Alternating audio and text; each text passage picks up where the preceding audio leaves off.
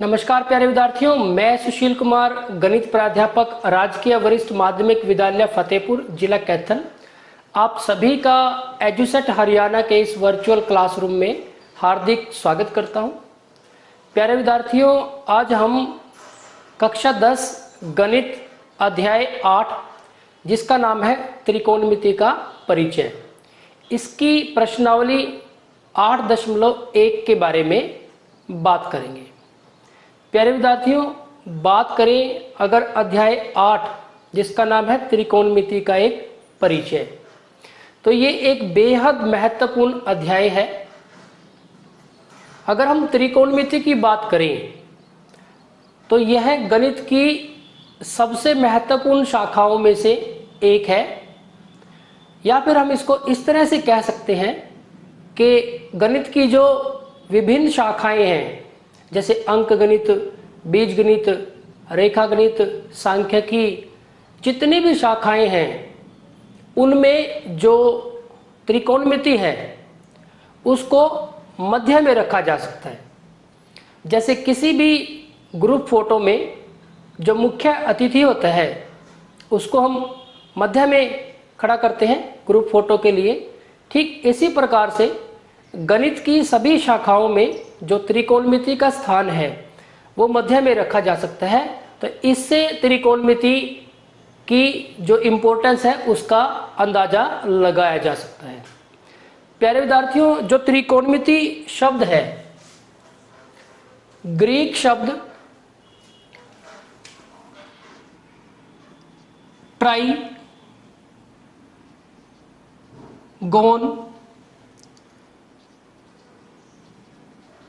और मीट्रोन, इनसे मिलकर बना है। यहां पे जो ट्राई का मतलब है वो है 3, गोन का मतलब है भुजा, और मीट्रोन का मतलब है मापन।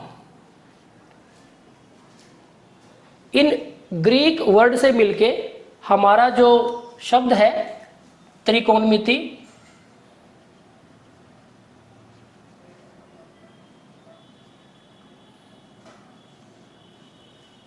जिसको हम इंग्लिश में कहेंगे ट्रिग्नोमेट्री,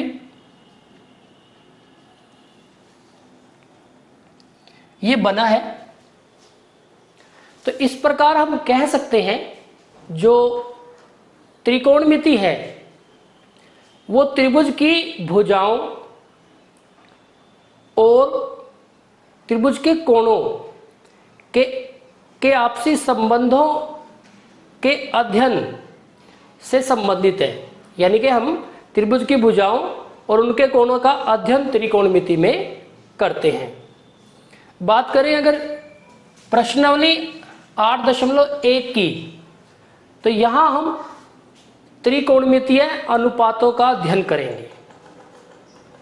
हमारा जो आज का जो टॉपिक है वो है त्रिकोणमितीय अनुपात। तो यहां पे हम त्रिकोणमितीय अनुपातों का अध्ययन करेंगे। प्यारे विद्यार्थियों, त्रिकोणमितीय अनुपातों का अध्ययन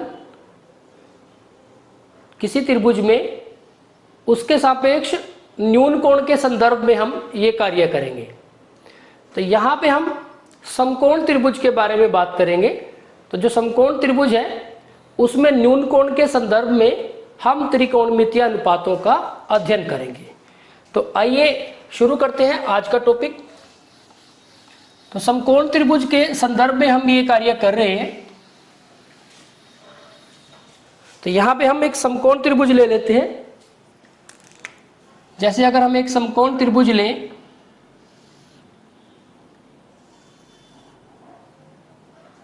ABC, जो कि B पे समकोण है,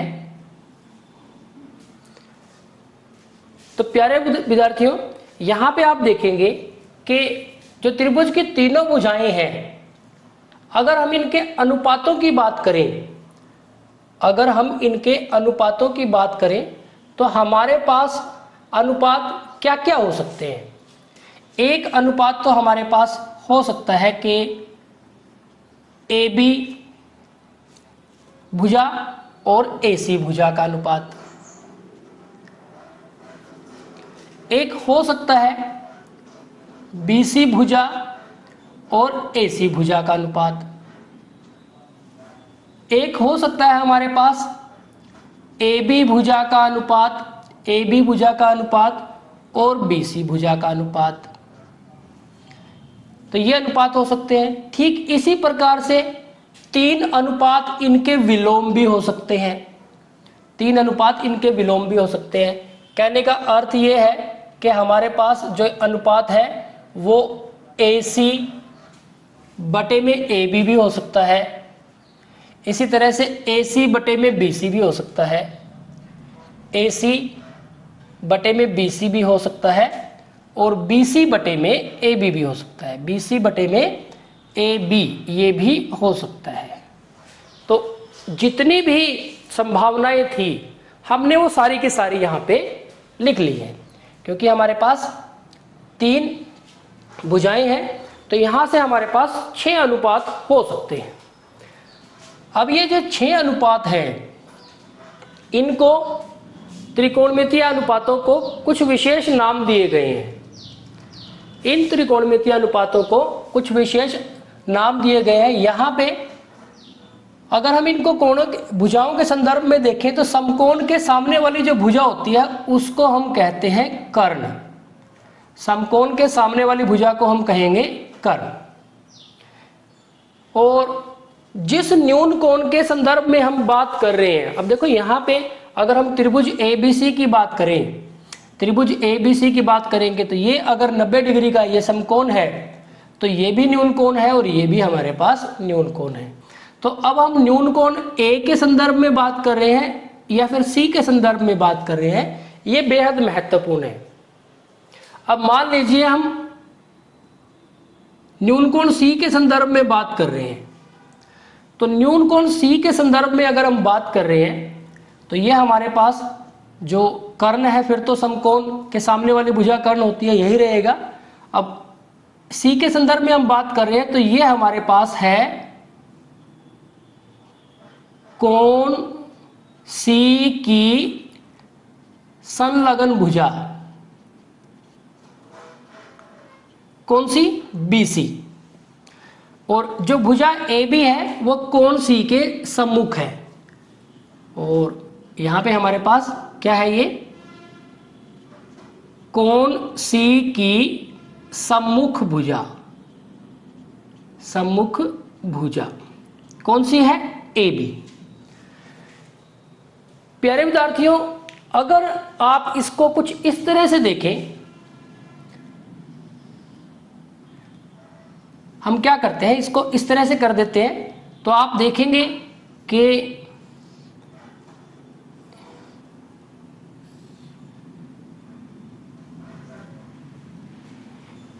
यहां पे हम A, यहां पे B और यहां पे C ले लें। समकोण ये है, समकोण के सामने वाली भुजा जो क्या होगी वो क्या होगी? कर्ण। समकोण के सामने वाली, देखो यहाँ पे भी समकोण के सामने वाली भुजा AC ही कर्ण थी और यहाँ पे भी। और अब की बार अगर हम न्यून कोण A के संदर्भ में बात करते हैं तो A के संदर्भ में जब हम बात कर रहे हैं तो ये हमारे पास कोण A की संलग्न भुजा है, संलग्न भुजा।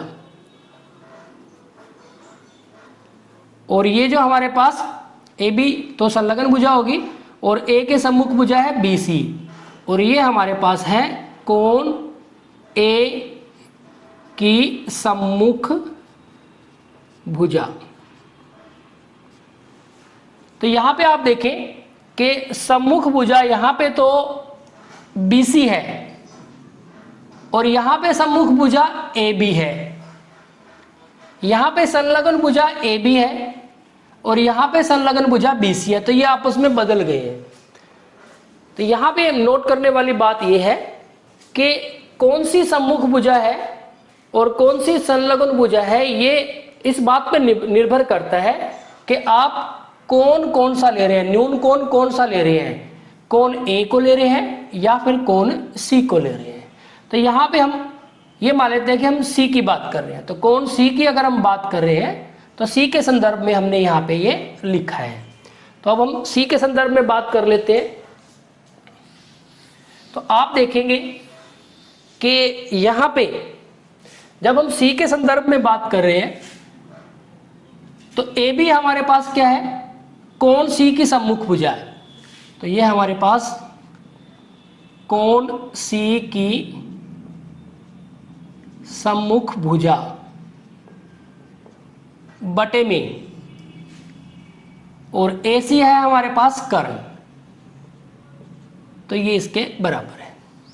यहां इसके बारे में, इस अनुपात के बारे में अगर हम बात करें तो BC है कोण C की संलग्न भुजा, कोण C की संलग्न भुजा और बटे में कर्ण। इसी प्रकार से अगर हम AB की बात करें तो AB है हमारे पास कोण C की सम्मुख भुजा, कोण C की सम्मुख भुजा बटे में BC कोण C की संलग्न भुजा, संलग्न भुजा। यहां पे पहुंच गए हम। ठीक इसी प्रकार से अगर हम इन अनुपातों की बात करें तो इन अनुपातों को थोड़ा सा हम इधर करके लिख लेते हैं। यह है हमारे पास AC बटे में AB, यह है हमारे पास AC बटे में BC और ये BC बटे में AB। तो ये जो तीन अनुपात हमने लिए हैं, इन तीन अनुपातों के विलोम लिए हैं। यहां पे हमने ये इन तीन अनुपातों के विलोम लिए हैं। तो यहां पे हम लिख देंगे, तो ये क्या हो जाएगा, कर्ण बटे में कोण C की सम्मुख भुजा, कोण C की सम्मुख भुजा। ठीक इसी तरह से ये हमारे पास कर्ण बटे में कोण C की संलग्न भुजा, और ये हमारे पास हो जाएगा कोण C की सम्मुख भुजा, कोण C की सम्मुख भुजा बटे में कोण C की संलग्न भुजा। तो ये हमारे पास 6 अनुपात हो गए न्यून कोण के संदर्भ में किसके, समकोण त्रिभुज की भुजाओं के।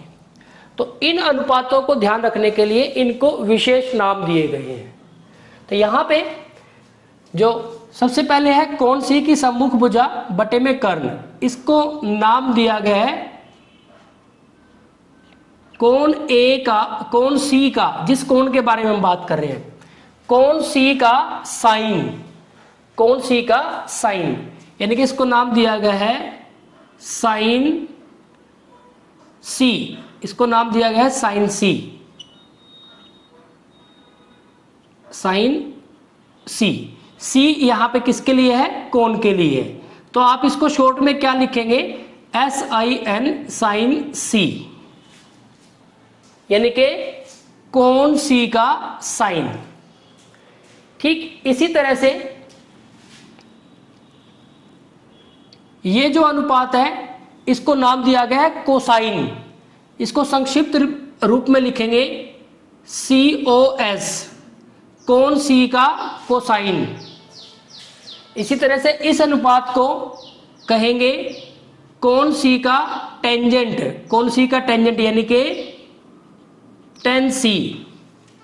यहां पे आप देखेंगे कि जो हमने साइन C है ये संक्षिप्त रूप लिखा है किसके लिए, साइन C के लिए, कोण C के साइन के लिए संक्षिप्त रूप में लिखा गया है।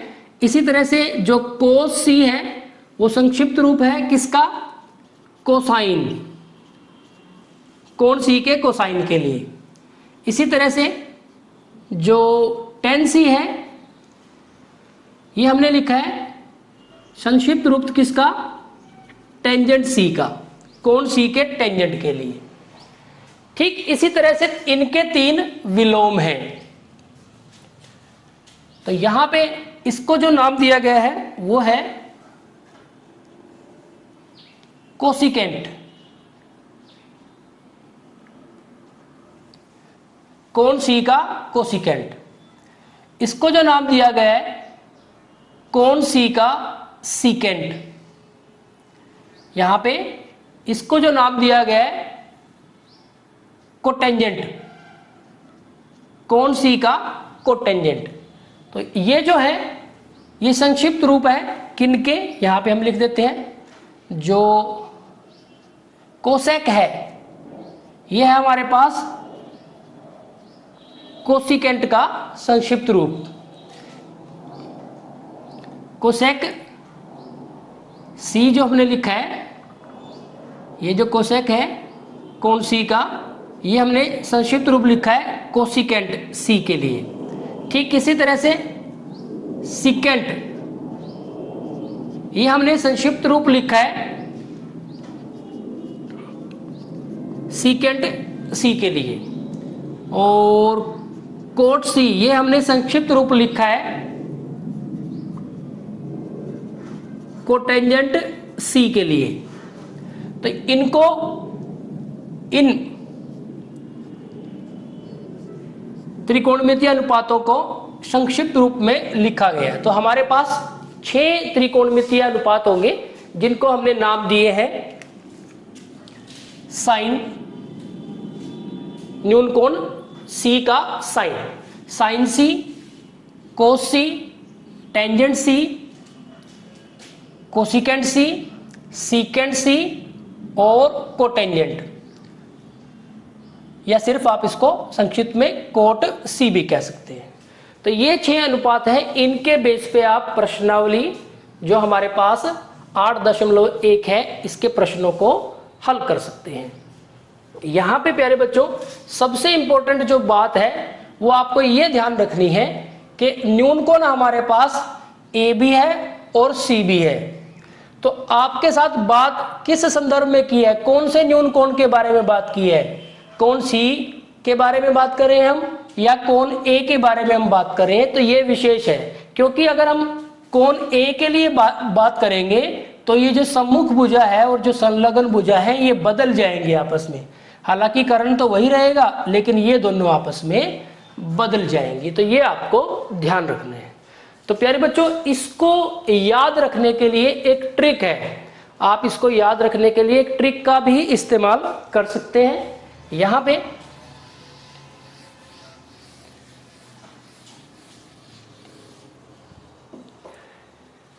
जैसे अगर हम बात करें साइन के लिए हमने एस लिख दिया, कोस के लिए सी लिख दिया और टेंजेंट के लिए टी लिख दिया। साइन कोस टेंजेंट, क्योंकि ये 3 तो इनके विलोम हैं, तो अगर हमें इनका पता चल जाएगा तो उसका विलोम कर देंगे तो इनका भी पता चल जाएगा। यहां पे आप इनको एल ए एल और यहां पे के ए कर सकते हैं।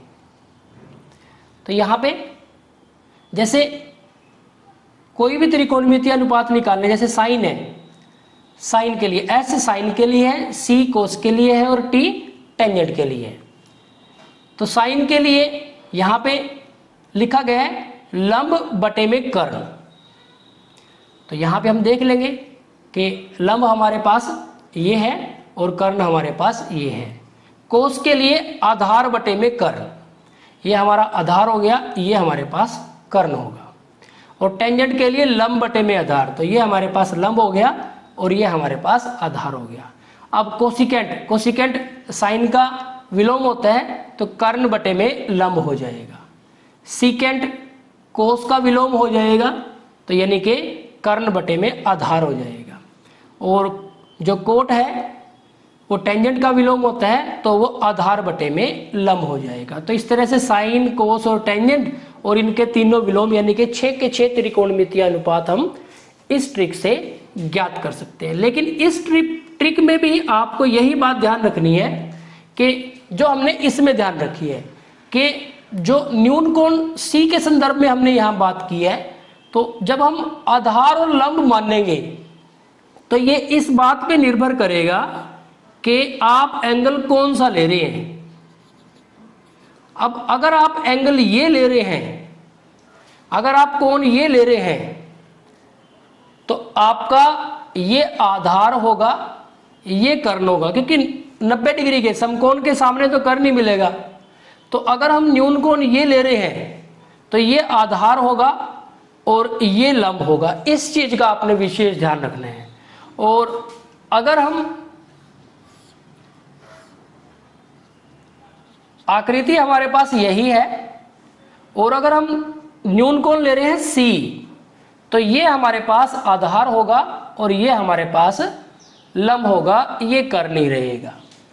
अब आप देखेंगे कि पाइथागोरस परिमेय में भी क्या कहा गया है कि समकोण त्रिभुज में कर्ण का वर्ग अन्य दो भुजाओं के वर्गों के योग के बराबर होता है। अन्य दो भुजाओं के वर्गों के योग के बराबर होता है। ऐसा नहीं कहा गया कि आधार के वर्ग और लंब के वर्ग के योग के बराबर होता है, क्योंकि ये परिस्थिति के अनुसार बदलते रहते हैं, तो ये फिक्स नहीं होते हैं। तो जब आप न्यून कोण लें तो जिस न्यून कोण के संदर्भ में हम बात कर रहे हैं उसके हिसाब से ही हमें अपनी समस्या का समाधान करना है। तो प्यारे बच्चों, अब आप देखते हैं कि जो प्रश्नावली 8.1 है उसमें जो प्रश्न है उनको हल किस तरह से करेंगे, इन त्रिकोणमितीय अनुपातों का प्रयोग करके। अब हम यहाँ पे एक समस्या ले लेते हैं कि हमारे पास कोई भी एक त्रिकोणमितीय अनुपात दिया गया है और हमें बाकी के जो 5 त्रिकोणमितीय अनुपात है वो ज्ञात करने हैं। तो यहाँ पे हम एक त्रिकोणमितीय अनुपात ले लेते हैं। जैसे हमें दिया गया है कि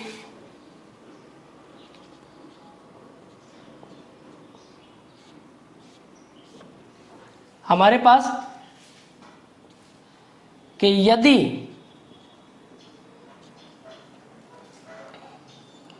साइन A बराबर है 3/5 तो अन्य सभी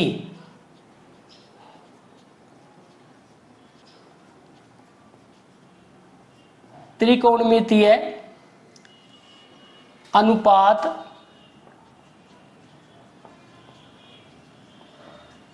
ज्ञात कीजिए। तो ये आपके पास एक हमने प्रश्नावली 8.1 से संबंधित एक उदाहरण लिया है। ज्यादातर जो क्वेश्चन है प्रश्नावली में इसी तरह के हैं। अब आपके पास कोई भी एक त्रिकोणमितीय अनुपात दिया हो सकता है और उसकी सहायता से आपको बाकी के जो त्रिकोणमितीय अनुपात हैं वो ज्ञात करने हैं। तो यहाँ पे प्यारे बच्चों हम इसका हल देखें, अगर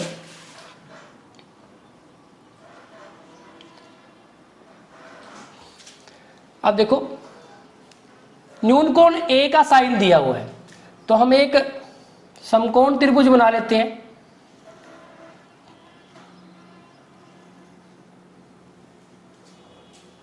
अब न्यून कोण A के संदर्भ में बात की गई है तो ये हम A, B और C हम यहां लिख लेते हैं।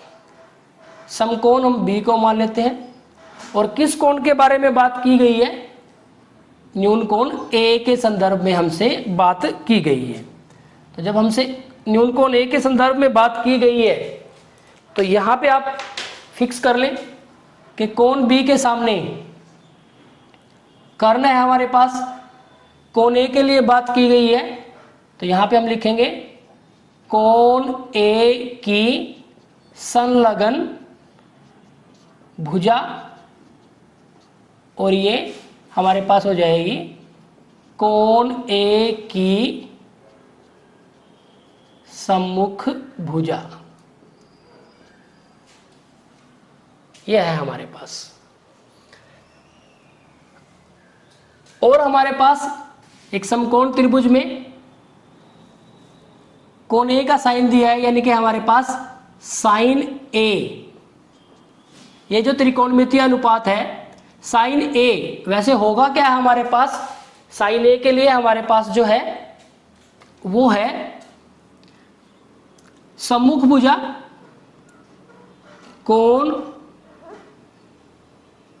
कोण ए की सम्मुख भुजा बटे में कर्ण, कोण ए की सम्मुख भुजा बटे में कर्ण। प्यारे बच्चों, अब आपको इसको सोचने में थोड़ी सी परेशानी शुरू में आ सकती है, तो आप इस ट्रिक का यूज कर सकते हैं, जैसे sine cos tangent L A L और ये के ए। तो आपको बताया गया था कोण के संदर्भ में बात की जाती है।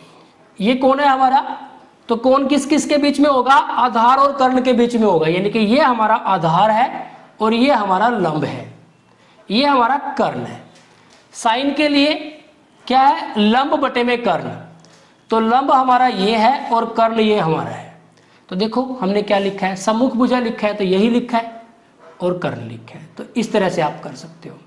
तो यहां से हम कह सकते हैं कि जो साइन ए है, सम्मुख भुजा कितनी है, BC, और कर्ण है हमारे पास AC।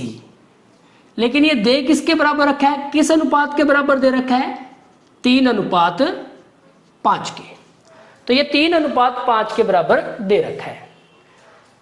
तो अब आप देखेंगे कि यहाँ पे आप इसको अगर यहाँ पे भी मेंशन कर दें तो और ज़्यादा क्लियर हो जाएगी सिचुएशन कि ये BC बटे में AC है, लेकिन ये किसके बराबर दिया हुआ है, 3/5 के बराबर दिया हुआ है।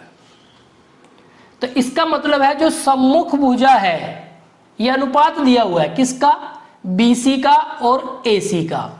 तो हम सम्मुख भुजा को कितना मान सकते हैं, 3 की, और जो AC है, जो कर्ण है, उसको हम क्या मान सकते हैं, 5 की।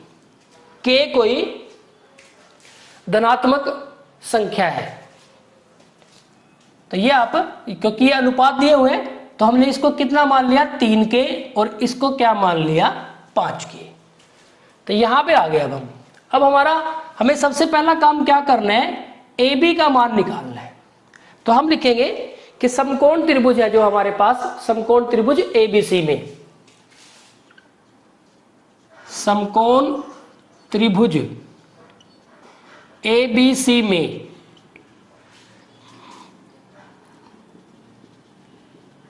पाइथागोरस परिमेय द्वारा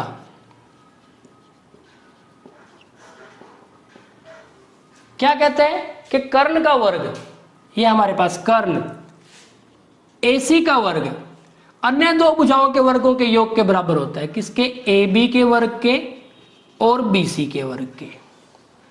अब हमारे पास AC का मान है 5 के, तो यहां पे हम लिख देंगे 5 के इसका वर्ग।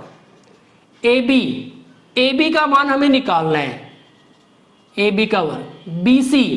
BC है हमारे पास 3 के, तो 3 के का वर्ग, तो ये 25 के स्क्वायर, AB स्क्वायर, और ये 9 के स्क्वायर, तो ये उधर चला जाएगा, 25 के स्क्वायर माइनस 9 के स्क्वायर बराबर है AB स्क्वायर, तो ये 16 के स्क्वायर बराबर है AB स्क्वायर।